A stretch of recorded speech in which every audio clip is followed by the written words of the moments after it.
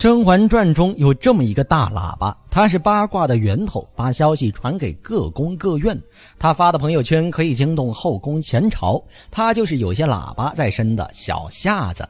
这期咱们就来唠唠小夏子朋友圈那些事儿。第一条，小夏子暗示安陵容转发他的朋友圈。当时甄嬛抓到了陷害沈眉庄假孕的重要人证刘本，为了给沈眉庄讨一个公道，甄嬛请皇上明察此事。因为刘本的证词明确，加上假孕事件本就疑点重重，所以皇上下旨恢复了沈眉庄的位分。但只是恢复沈眉庄的位分这个做法让甄嬛很不满。甄嬛认为华妃这个始作俑者是一定要受到处罚的，所以甄嬛明里暗里都在暗示皇上处置华妃。若不是你冒死行此举，朕只怕真的要对不住惠贵人了。这不干皇上的事，是奸人狡诈，蒙蔽了皇上慧眼。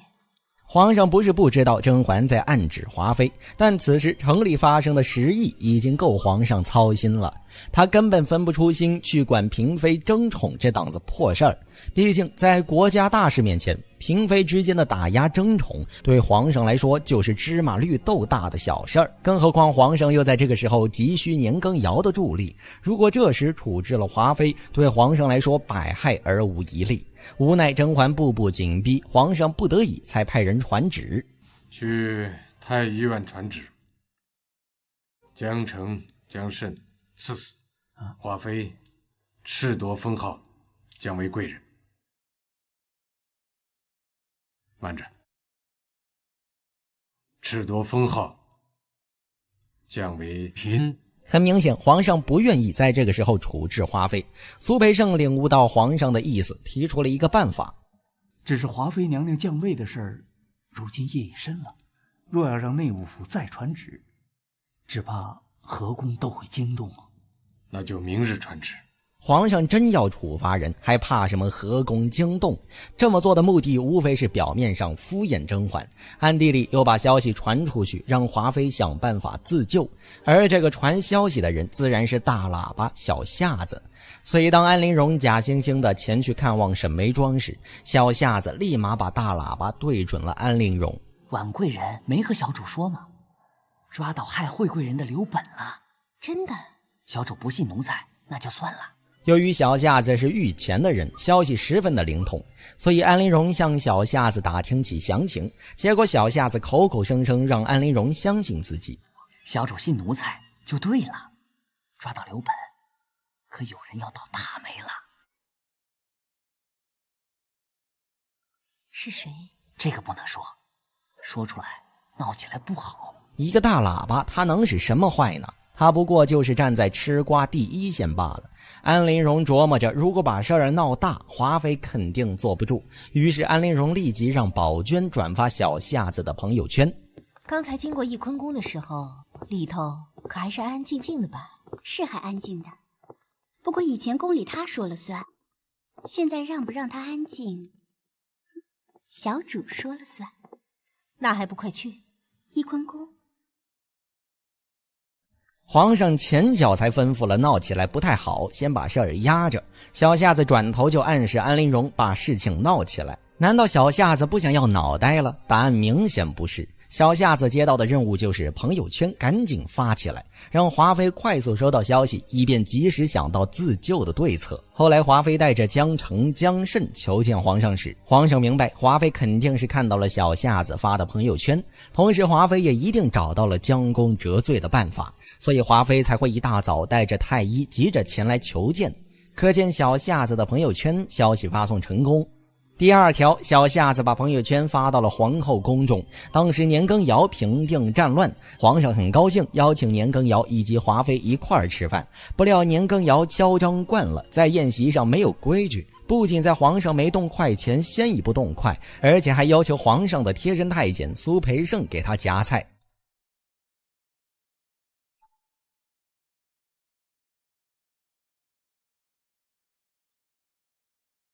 年羹尧的举动让皇上心生不满，皇上清楚如今的局面年羹尧是一定要除的，于是为了更好的除掉年羹尧，皇上小脑袋瓜子一转，当场来了一招捧杀。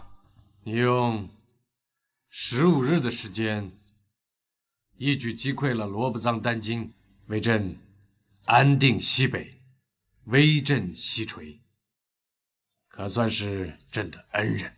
皇上称呼一个大臣为恩人，这是什么操作？一旁的小夏子愣在原地，开始疯狂向文案。很快，一条皇上称年羹尧为恩人的词条走红，小夏子的朋友圈被简秋转发，最后荣登热搜，传到了皇后的景仁宫之中。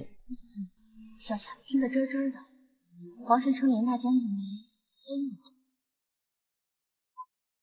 小夏子为什么要发这么一条朋友圈呢？难道小夏子又不想要脑袋了？很明显，小夏子发这条朋友圈还是皇上授意的，目的还是让小夏子快速把这些消息传出去。皇上称呼年羹尧为恩人这个词条一经传播，不仅不会让年羹尧得到任何好处，反而会让后宫嫔妃、朝中大臣对年羹尧产生不满，从而激起了众人对年羹尧及华妃的忌惮与意见。毕竟前朝与后宫盘结交错，牵一发而动全身。简秋啊，这天怎么就这么冷下来了呢？西北风起了，是有些冷，要不奴婢给您添件衣裳吧。天冷了，衣裳穿得多有什么用？皇后都引起重视了，皇后前朝的势力不言而喻，可见小夏子这条朋友圈再次发送成功。第3条，小夏子第一次被迫关闭朋友圈。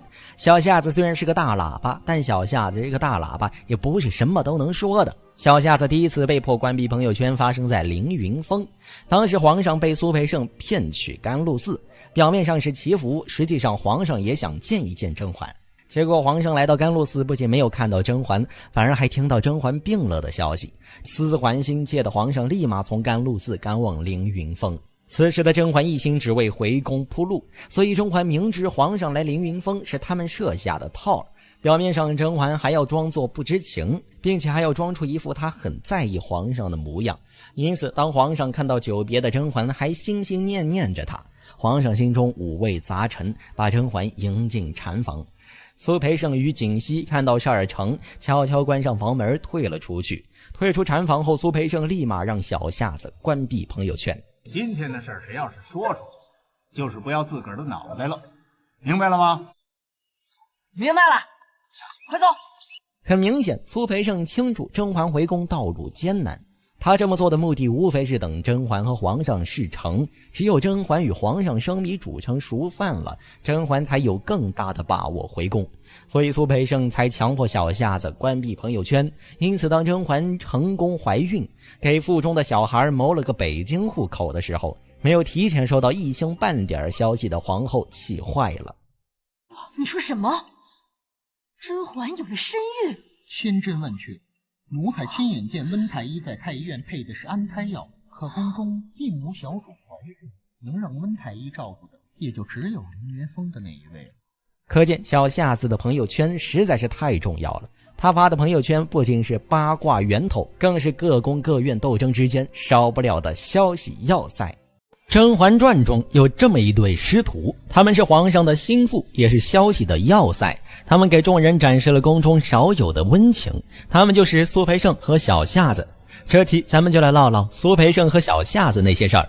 第一点，苏培盛的舐犊之情。妙蛙种子于莺儿借吟诗女身份上位期间，因为太过嚣张无礼，被太后褫夺了封号。于莺儿为了谋求恩宠，跑到养心殿求见皇上，但皇上不愿见他，小夏子只好将他拦在门外。于莺儿不死心，让小夏子再帮他通传一次。于莺儿为了能够见到皇上，立马跪在养心殿外，提起嗓子唱起小曲儿。就这样一跪一唱，于莺儿再次获宠。有了恩宠的于莺儿一时间风光无限，于是于莺儿仗着恩宠在身，决定报复小夏子，不替他向皇上通传的仇。趁着皇上睡着，于莺儿叫来了小夏子，小夏子没有办法，只能徒手剥起了核桃。妙蛙种子瞧着小夏子满手的血，忍不住窃喜。直到皇上午休惊醒，问小夏子几点了。小夏子报出时间后，皇上意识到自己和甄嬛的约会要迟到了，于是皇上责怪小夏子不提前喊醒他。小夏子一脸无辜张起了嘴。苏培盛听到动静，赶忙跑进寝殿内，瞧着小夏子满手的血，苏培盛立马开骂。表面上苏培盛是在责骂小夏子，实际上也正是因为苏培盛的这番责骂，让皇上成功注意到小夏子那满手的血。一个人怎么会蠢到徒手剥核桃呢？很明显，这是有人在故意刁难小夏子。殿内有谁敢这么做，皇上心知肚明。但因为当时皇上急着去赴约，所以皇上没有深入追究，只让小夏子别剥了。后来于婴儿冒充吟诗女的身份被揭穿，皇上一气之下赐死了于婴儿。苏培盛作为监工，瞧着于婴儿还在垂死挣扎，便让小夏子报当日之仇，给于婴儿来个了断。可见苏培盛表面上面慈心善，实际上苏培盛早就用小本本记下了于婴儿欺负小夏子这回事儿。所以当皇上决意赐死于婴儿的时候，就注定轮到小夏子报仇了。第二点，小夏子反哺之情。当时苏培盛因对时事件被打入了慎刑司，皇上身边一时间少了最得力的人伺候。小夏子作为不二人选，暂替了苏培盛的位置。原本他可以抓住这个机会彻底顶替苏培盛，但小夏子为了把苏培盛从慎刑司救出来，故意表现得连皇上的喜好都不知道，甚至连沏个茶这么简单的事儿都做不好。常言道，伴君如伴虎。小夏子作为苏培盛最得意的徒弟，跟在苏培盛身边照顾皇上不是一天两天了，他不可能连皇上最基本的喜好都不知道。所以小夏子犯错的目的只有一个，我没有师傅细心，皇上会因此记起师傅的好。可见小夏子所做确实成功了，没有了苏培盛，下人们连一点事儿都做不好。当然还有一个可能，皇上故意挑茶的毛病，目的就是说给甄嬛听，从而让甄嬛救景熙的同时捞一把苏培盛。毕竟景熙和苏培盛对食是板上钉钉的事儿，而把他们打入慎刑司的人又是皇后，关键皇上又找不到合适的借口捞人，因此皇上挑茶毛病也可能是他故意说的。不管是小夏子有意为之，还是皇上故意的，总的来说目的只有一个，捞苏培盛。于是听懂了话外音的甄嬛向懿阁殿求助，懿阁殿娘娘也十分给力。当皇上来懿阁殿宫中聊天求解惑时，懿阁殿反其道而行，成功给了皇上借口。皇上心中想好了捞苏培盛的理由，第二天赶早跑去找甄嬛，两人心照不宣，把景熙和苏培盛捞了出来。虽然原著中小夏子顶替了苏培盛的位置，但剧中小夏子通过沏茶一事表现出他对苏培盛的忠心，更让人觉得舒心。毕竟在深宫中，舐犊与反哺之情难能可贵。《甄嬛传》中，甄嬛为什么让4阿哥称帝，而不是扶持自己的亲儿子6阿哥呢？第一点，前朝的阻拦。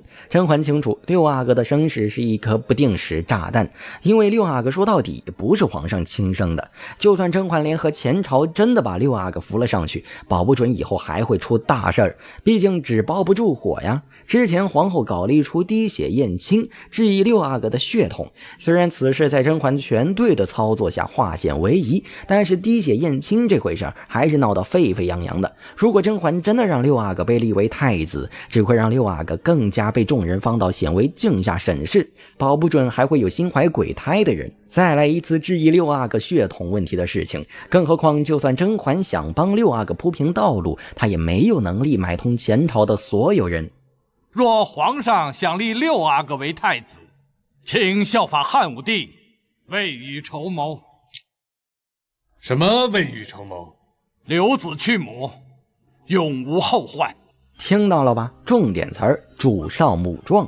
即使前朝的人同意让皇上立6阿哥为太子，那也是有要求的。只要皇上立6阿哥为太子，甄嬛就得死。在这种情况下，甄嬛都是泥菩萨过江，自身难保，她还怎么给6阿哥铺路呢？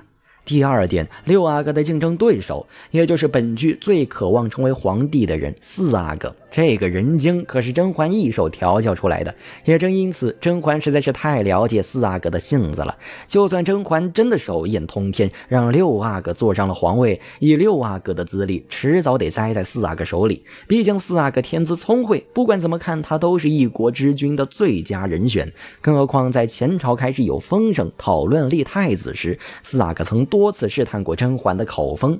额娘，三哥是长子，他会不会当皇帝？额娘不知道。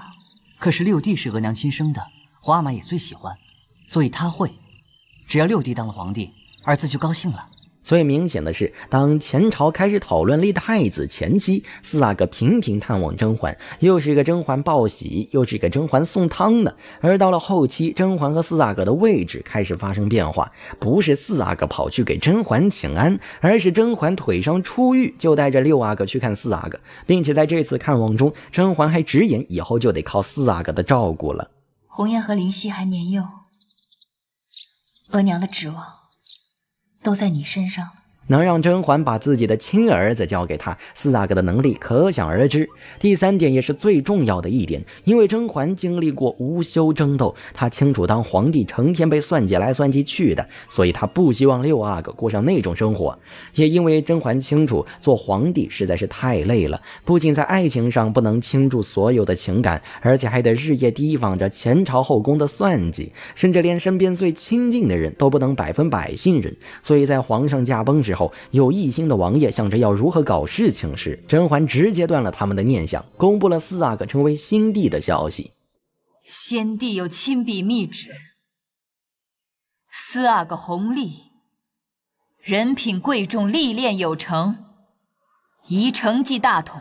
瞧瞧四阿哥听到自己名字的神情，果不其然，甄嬛不扶持六阿哥称帝是对的。后来宜修得知甄嬛不让六阿哥做皇上，诧异的骂甄嬛狠心。甄嬛一副看透世事的姿态对宜修说：先帝生前受了后宫多少算计，连他自己都算不清，哀家可怕极了。将来自己的儿子会娶上一位像您这样的皇后，算计的先帝几乎断子绝孙。这才是甄嬛不愿六阿哥称帝的重要原因，因为她经历过被枕边人算计，所以甄嬛不希望自己的亲儿子也被算计。加上甄嬛看到六阿哥在花园念书的模样，她想到了果郡王年少的样子。甄嬛希望六阿哥能像果郡王一样，做个闲散王爷，平平安安的过完一生。于是当四阿哥登基之后，再一次试探甄嬛时，甄嬛为了消除四阿哥的疑心，也为了让六阿哥认祖归宗，明明白白地告诉四阿哥，他决定让六阿哥过继到果郡王一脉。鸿雁是哀家幼子，又曾被先帝易处，如今鸿雁已经长大，若是外头再起闲话动摇江山，岂非是哀家的罪过？所以哀家想请皇帝同意，让鸿雁入祀果亲王一脉。可见甄嬛不想扶持六阿哥称帝，不仅是为了保住六阿哥，更是为了让六阿哥名正言顺的喊果郡王爹。我们都知道《如懿传》是《甄嬛传》的姊妹篇，在《如懿传》中，甄嬛有2个女儿，分别是恒绰以及恒提，也就是《甄嬛传》中的胧月和灵犀。但同样是甄嬛的女儿，胧月却并不幸福，还饱受屈辱，而甄嬛却为恒提的幸福千方百计的盘算。那为何会这样呢？接下来就让我们一起来看看吧。在剧中，胧月远嫁到了准格尔，而当恒提也面临远嫁的可能时，甄嬛却坚决反对恒提远嫁。可为何甄嬛却选择了让胧月远嫁呢？我们从甄嬛他们的只言片语中就能够知道原因。其实恒提长公主嫁到科尔沁部也不是坏事，长公主若嫁过去，与太后您在宫中朝中的地位也是有好处的。当年恒绰远嫁，哀家就是为了朝廷，不得不先尽了贵妃的职责，尽量不去想哀家还是个额娘。甄嬛把胧月嫁到准格尔，更多的是能从中获利吧。而正如福家说的，如果嫁恒提好处如何如何的，就能知道甄嬛当年嫁胧月主要还是想巩固自己在宫中的地位，通过嫁胧月来展示自己大度贤惠的名声吧。甄嬛也会舍不得胧月远嫁，但是和当时的处境以及利益考虑，这甄嬛就暂时把自己是额娘的这个身份给忘掉了。难道甄嬛会真的没有办法让胧月不远嫁吗？肯定是有的吧，只是甄嬛没有选择这样做就是了。我们暂且不说《甄嬛传》里的甄嬛，就说《如懿传》里的甄嬛，她的谋略和手段会差到哪儿去？首先从甄嬛用如意的性命来逼如意的姑母做选择，就能看出甄嬛还是那个善于诛心的甄嬛。还有就是甄嬛为了能够更好的洞察扎扎龙的心思，不仅表面上把易欢送给了扎扎龙，还在暗地里培养了一个符合扎扎龙胃口的白蕊姬给他，并且在剧中多次有甄嬛教训嫔妃的场面。特别是甄嬛和如意的那几次对话，以及富察皇后想借甄嬛的手惩治如意却被甄嬛发现时，甄嬛对富察皇后的敲打。咱们是皇家婆媳，比不得人家小门小户，一家人鬼鬼祟祟，互相揣测，闹得何家不能安宁。这些无不体现甄嬛的语言艺术有多牛。从这里我们就能看出甄嬛还是那个善于心计的甄嬛，而以甄嬛的智慧又怎么可能没有办法使胧月不远嫁呢？接着我们就来看看当时横提也有可能要远嫁时，甄嬛是怎么做的。在甄嬛得知这个消息后，甄嬛就坐立不安了，想着要怎么样才能让横提不远嫁。甄嬛的第一招就是通过大臣给扎扎龙施压。不管皇帝怎么想，你一定要跟乐亲他们说，大臣们一定要反对，反对到底。之后扎扎龙因为这事儿很是烦忧，大臣们反对横提远嫁，跟朕聒噪了2个时辰。看扎扎龙这么烦这事儿，就可以知道扎龙是不想让景色远嫁的，要不然大臣们反对横提远嫁时，这扎龙就可以顺理成章地提出让景色远嫁呀。可扎龙没这么做，就足以说明扎龙更偏向于横提远嫁了。但如今有大臣这样反对，就让扎龙得重新思考这事儿了。而这也就说明甄嬛的方法有了效果。这淑妃原本是想劝扎龙把景色远嫁的，但由于她太爱扎龙了，见扎龙因此是这么烦忧了，就不忍再开口劝扎龙把景色远嫁之类的话了。臣妾理解太后心疼女儿，可皇上身为人父，他也真的舍不得和静公主这个和皇后唯一的女儿呀。你倒是体贴皇帝呀，怎么不体贴哀家？臣妾心疼太后，但也真的舍不得皇上，实在不知该如何开口劝说，最后还是什么都说不出来了。这淑妃就是甄嬛派去劝扎扎龙的，但是她办事不力，直接就被甄嬛打了一巴掌。而这也能看出来甄嬛对此事有多着急上心了。这也是甄嬛的第2招，让淑妃去吹耳边风，但是没有达到甄嬛想要的效果。于是甄嬛就开始了第3招，主动来找富察皇后。夜里还召皇后你过来，是有件东西要给你。哀家这件东西就当做给她添嫁妆吧。甄嬛这是想让富察皇后知难而退，主动向扎龙提出把景色嫁往科尔沁。但这次富察皇后没如甄嬛所愿，而是选择和甄嬛刚到底。不过都是做母亲的，自然都不想让自己的女儿远嫁了，所以甄嬛的第3招也没有达到想要的效果。但是甄嬛却并没有因此而放弃，之后如意为报复富察皇后，就去向甄嬛提议，所以恳请太后行事，前朝后宫齐礼。越是人人知道太后要嫁女，尤其让皇上和皇后知道，越能力保横提长公主留在宫中。择利而为，是为后妃的选择；力保儿女，是为人母的选择。想必皇后是为母情急，一时乱了方寸，才会不顾病势为和静公主拼力一搏，往前走一步，反而可以留住自己的女儿。好处多了，才会让人心动。哀家自己去造势，让富察氏族按捺不住。皇后是富察氏之女，处处以全族利益为重。如今被自己的至亲逼迫，怕她也无可奈何。之后甄嬛通过白水姬让扎龙知道了嫁横提对他的好处后，扎龙就下定决心把景色给远嫁到科尔沁了。这甄嬛的第4招迎事制造好处，终于让他把横提留在了自己的身边。固伦和静公主上蒙古科尔沁部，晋封横提为固伦柔淑长公主，明年3月上礼藩院侍郎宗正。哀家知道这个宗正出身书香门第，是个踏实有才之人，而且横提嫁入京中，可以时常在哀家面前尽孝。瞧把甄嬛高兴的。这甄嬛千方百计地把横提留在了自己的身边，却让胧月远嫁准噶尔，多少让人有些唏嘘。不过也正是有了胧月这个潜力在，甄嬛才会设法把横提留在身边。但不管怎么样说，正如甄嬛上面所说的，择利是后妃的选择，为保儿女是为人母的选择。甄嬛在胧月远嫁一事上选择了前者，而甄嬛这样做除了利益外，可能也是因为胧月不是自己养大的，和自己的感情没有那么深吧。但不管是哪种理由，甄嬛在胧月远嫁这事儿上选择了利益，而扎龙和甄嬛一样，在利益面前都选择了让女儿远嫁来维护自己的利益。这皇家到底最在乎的还是权力呀。而当胧月怀着杀父仇人的孩子回来时，甄嬛知道后是这样表示的：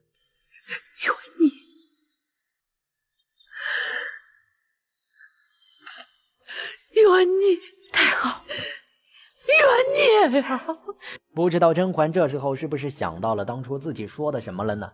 甄嬛这时候也很后悔吧，当初把胧月远嫁，现在导致胧月受到这样的侮辱。而当胧月回来后，甄嬛抱着她相拥而哭时，又重新见到胧月的高兴，也有后悔自己当初的行为吧，想要好好的补偿胧月。可是胧月所受到的屈辱，在她的心里是抹不掉的了。总的来说，同样是甄嬛的女儿，甄嬛选择牺牲了胧月的幸福，而甄嬛却为了横提的幸福，千方百计地为她铺路。为何甄嬛对这两个女儿的差距会这么大？其实不仅是远嫁胧月能为她带来利益，可能也是因为胧月是静妃身边养大的，和甄嬛的感情没有那么深的缘故吧。在《甄嬛传》中曾出现过很多香料，不管是鹅梨帐中香，还是凝乳香，或者是天宫巧，都一度成为了后宫女人争宠的必杀技。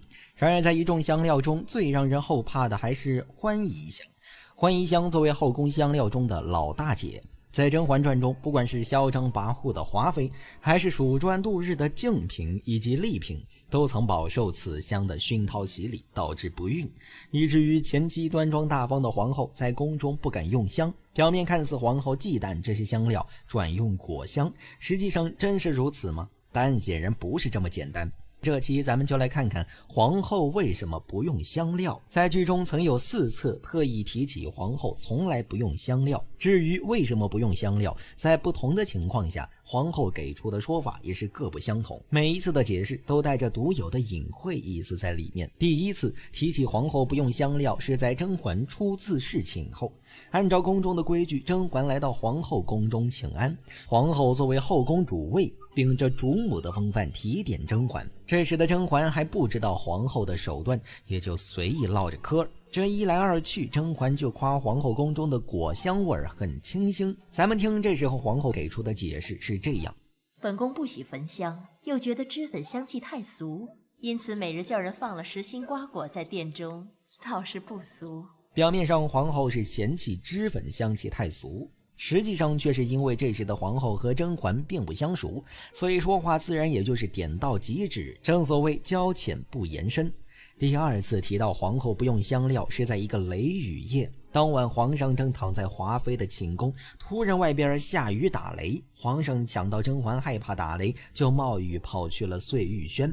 此时的皇后边礼佛边听惠春说华妃邀宠的八卦。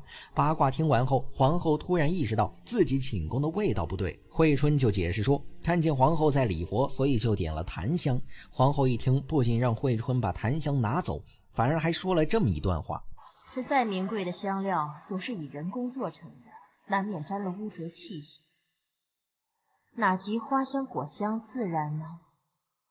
拿出去吧。说到底，在剧中皇后的心腹只有简秋一个人，所以惠春再尽心尽力也算不上皇后的心腹，因此在这里皇后也没必要和惠春推心置腹，只是用一些冠冕堂皇的话打发了惠春。第三次提到皇后不用香料，是安陵容投靠皇后时，为了表明心意，安陵容特意给皇后绣了一个香囊，并且这个香囊上还绣了皇后最喜欢的花样。虽说皇后看到香囊很高兴，也很赏识安陵容，但皇后最终还是说自己平日不用香料而拒绝了。同时皇后还给出了这样的解释：本宫不是不喜欢香料，只是嘱咐你，有些香料用得不当，只会伤身。你懂得用香料，就应该知道其中的厉害。简简单单的几句话，看似是在夸安陵容会调香，实际上却是在暗示安陵容可以利用香料去害人。于是心思细腻的安陵容听懂了皇后的话中话，紧接着就用香料调教松子，导致富察贵人小产。然后安陵容又用香料研制舒痕胶，间接害了甄嬛。第4次提起皇后不用香料，是甄嬛和皇后唠嗑时，甄嬛再次问起皇后为什么不爱用香料。皇后这次的回答却说，哪儿有女人不爱香的，只是皇上崇尚节俭，而华妃用的欢宜香又贵重，所以只好自己不用香料，以此来节省一些银子。很明显，皇后这么说不仅是在甄嬛面前彰显风范，更重要的还是在给华妃拉仇恨。为什么这么说呢？往深了推，咱们可以看出2点：一是皇后做出表率，用果香来代替名贵的香料，为后宫节省银子的同时，还落得个贤惠的好名声。对比之下，华妃所用的欢宜香十分贵重，一个妃子用如此贵重的香料，而皇后却如此节俭，那么不管是前朝大臣还是后宫妃子，都会觉得华妃恃宠而骄，嚣张跋扈，同时也侧面衬托出皇后温顺大度，品德高尚。二是因为华妃所用的欢宜香极为名贵，即使再好的香料也比不上华妃的欢宜香。如果皇后再用香料，反而会因此失了皇后的身份。对于比不过其他妃子的东西，依照皇后自卑的心理，都不会直接掠其锋芒，而是表现出一副不跟你一般见识的样子来。在剧中咱们可以知道，皇后是懂药理的，并且皇后还知道宫里的女人都爱香，所以香可以作为她最有力的杀人软刀子。也就导致当皇后知道安陵容是制香高手后，就好像是自己得了一本靠谱的堕胎秘籍。然而也正是因为安陵容懂香，所以皇后会给新进的齐贵人的麝香珠，不会给安陵容，因为皇后心知安陵容闻得出来，由此可知皇后是放大版的安陵容。正是因为皇后知道香可以用来害别人，那么别人自然也可以利用香料来害自己。把权势地位看得很重的皇后，又怎么会给别人用她自己的办法来害自己呢？当然这只是其一，其二是因为皇后用香害人太多，如果平时她在寝宫里也用香，那么很有可能她会把气味搞混，从而出了岔子。就拿最简单的富察贵人小产事件来说，用香料来驯服松子这件事是皇后派安陵容去做的。试想一下，如果皇后的寝宫也在用香，而这个香又被有心人调了包，或者皇后弄混了，可想而知松子在没扑向富察贵人之前，或许就出事了。也正是因为皇后不想因为香料出任何问题，所以她在自己的寝宫中从来不用香料。在后期的剧情中，咱们可以看到皇后狠毒，常以香害人，同时也因为皇后本身的性格敏感多疑，害怕自己也被香料所害，因此皇后不仅仅是不用香料，简直是排斥香料。可见皇后的心思不是一般的谨慎。